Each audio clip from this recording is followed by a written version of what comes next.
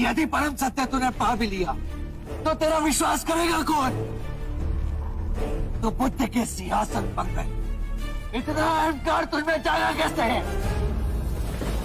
मैं स्वयं धरती को अपना साक्षी बनाता। आज ये पृथ्वी साक्षी होगी कि सिद्धार्थ ने मारा को कैसे पराजित किया।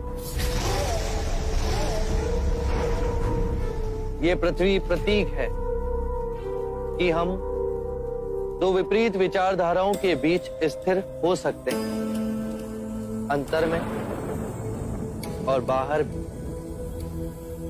सुख और दुख एक ही सिक्के के दो रूप। जब सुख की कामना का अंत हुआ तो दुख का भय समाप्त हुआ। जीवन का उद्देश्य हर जीव को विचरना है, उसे अपनी चेतना जगाना है। आकाश गंगाओं में यात्रा करो, पर पैर धरती पर गड़े होने चाहिए। मैंने पा लिया है सुख दुख, रात दिन, अच्छा बुरा, मन और माया का खेल। परंतु उसके बीच एक मध्य बिंदु है, वही जीवन का स्रोत है, और वो हर मनुष्य की चेतना में, कहीं बाहर नहीं।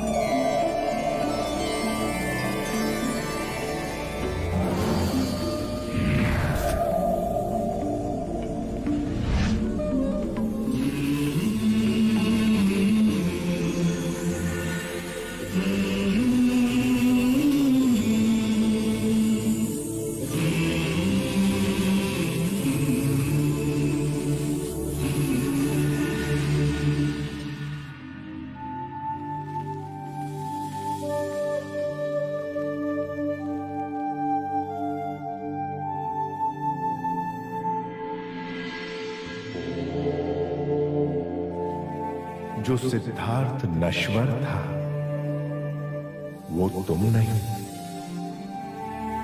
तुम बुद्ध हो, अविनाशनीय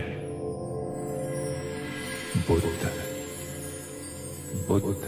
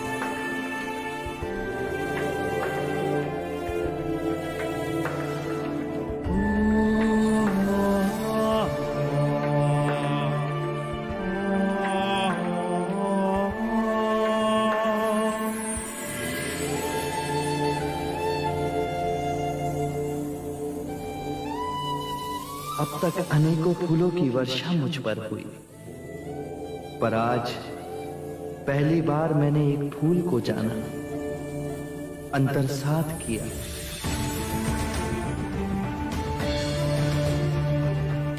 मैं जाग गया तो पूरी प्रकृति ही बदल गई। आज इतनी सघन शांति है जैसे अंतर के नीले आकाश से विचारों के सारे बादल छट गए। मैं भी तुम्हारी तरह स्वच्छंद हो गया।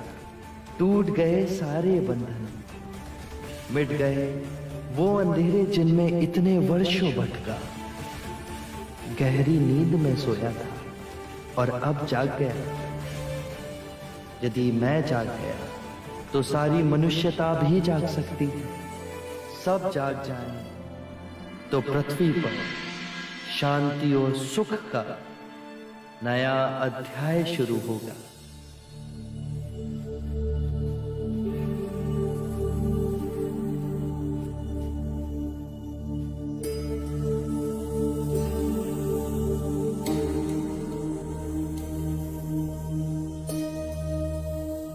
ये हमारे जोगी नहीं, ये तो कोई देव दिखते हैं। देखो देखो, उनके चेहरे से ही नहीं पर उनके पूरे शरीर से प्रकाश ही प्रकाश बह रहा है। मुनि को कुछ हो गया है। हे वृक्ष, जैसे माँ अपनी कोख में एक बीज को संभाल के उसे एक नया जीवन देती है, उसी प्रकार तुमने मुझे एक नया जीवन दिया।